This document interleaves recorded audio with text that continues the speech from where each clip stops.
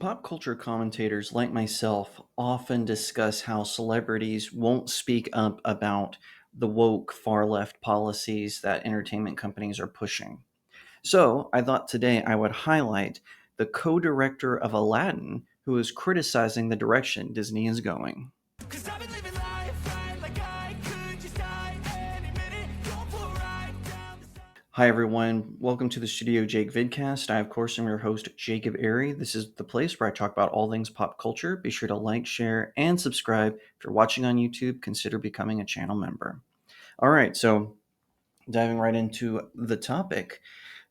One of the things that as we in the pop culture space here on YouTube, as we rail against far left ideology being force fed us in our favorite entertainment, whether that be through race and gender swapping or sexuality swapping or through other means such as putting message over the topic or over character development and plot.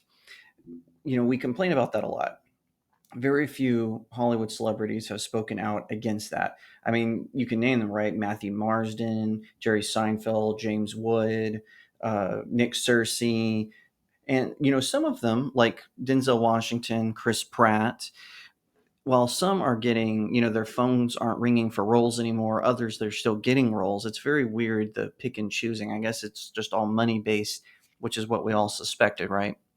However, one big player, at least in the Disney forefront, decided to speak out. Now, to be clear, he didn't call out woke specifically, but he did talk about how the political messaging is hurting Disney. So this is John Musker, who was the co-director of Aladdin. He worked on several other projects. So I wanted to highlight his comments. This is from bleedingfool.com. Renowned animated filmmaker John Musker, known for directing iconic Disney films such as The Little Mermaid, Aladdin, and Hercules, criticized the Walt Disney Company for prioritizing political messaging over storytelling in its recent projects. Variety reports that in a recent interview with Spanish outlet El País at the Animeo International Summit in Canaria, Spain, Musker stated, I think they need to do a course correction a bit in terms of putting the message secondary behind entertainment and compelling story and engaging characters. Musker emphasized the importance of story and character development, reflecting on Disney's classic approach. The classic Disney films didn't start out trying to have a message. They wanted to get involved in the characters and the story and the world. And I think that's still the heart of it. He added, you don't have to exclude agendas, but you have to first create characters who you sympathize with and who are compelling. Throughout his career, Musker has collaborated with Ron Clements on several notable Disney animated features, including The Great Mouse Detective, an underrated Disney film, by the way, The Little Mermaid, which I considered the first politically correct princess. I know some people like that. That's just my opinion. Aladdin, fantastic movie. I didn't see it until I was an adult ahead of the live action release, the one starring Will Smith. Hercules, big mythology fan here, so I loved Hercules. Treasure Planet, underrated classic, and Moana, an okay film, needed a bad guy.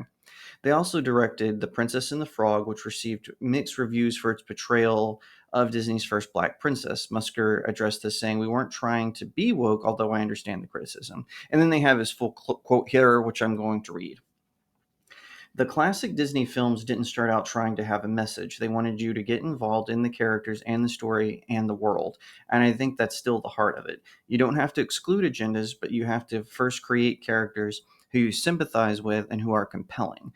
I think they need to do a course correction a bit in terms of putting the message secondary behind entertainment and compelling story and engaging characters, says the animator.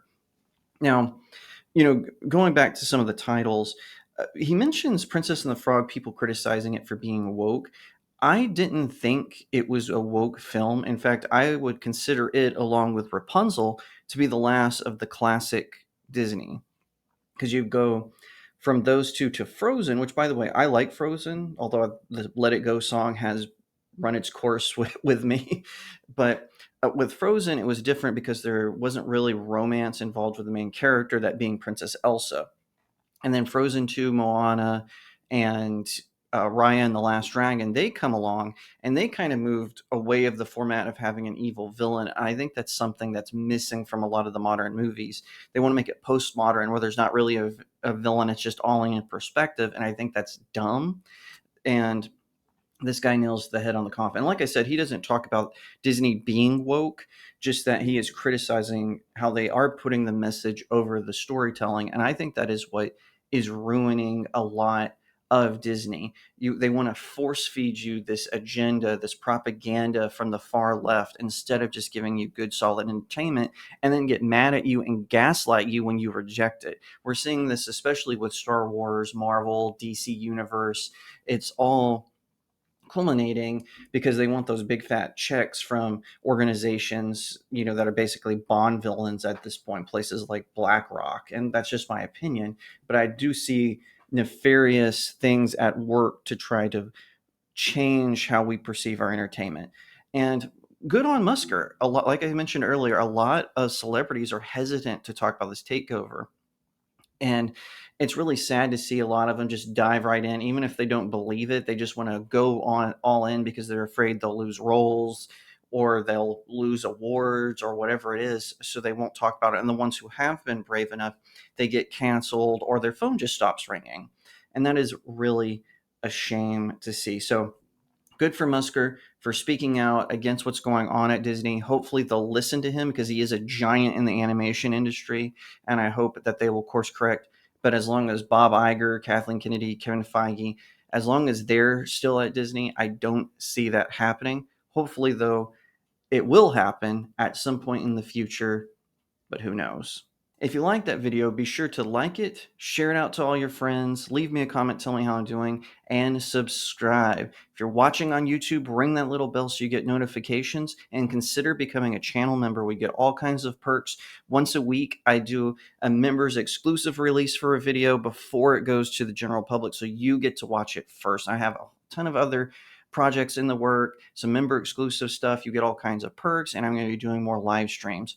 Not to mention, if you would like to support me, but not on big tech, no worries. Click on the link to my locals community. If you're watching on Rumble, Odyssey, or BitChute, that's how you can support me there. If you're like, hey, I don't trust big tech, I don't blame you. You can head on over to locals and support me there. In the meantime, thank you so much for watching, and I'll see you next time right here on StudioJake. Cause I've been living life right like I could just die any minute. Going for a ride down the side, PCH, country limit. I don't need a